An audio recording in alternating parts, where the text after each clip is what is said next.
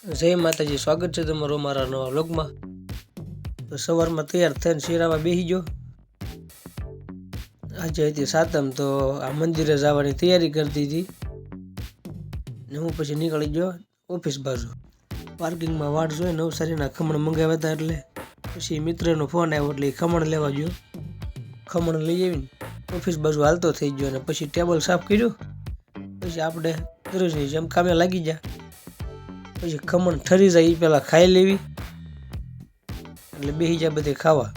ટિફિનમાં આવતા થેપલા તો દહીં લેવા ગયો, આવીને પછી બધા બેસી જાય પેટ પૂજા કરવા।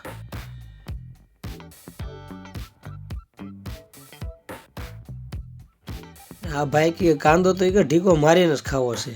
પછી લંચ પૂરો થયો એટલે પાછા કામે બેસી જાય। 7 વાગ્યા એટલે મીંડા હાલવા।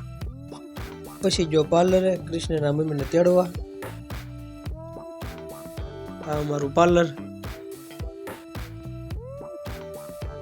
ઘરે આવ્યા એટલે આ ભાઈએ પછી ઠલ્યો હોય એના રમકડાનો કોથળો,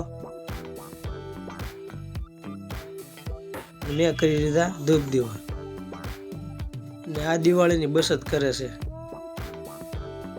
અને પછી બેસી જાય વાળું કરવા, રાયતું ને થેપલા ને હો। પછી થોડુંક કામ કૃષ્ણ પાસે પણ કરી લીધું।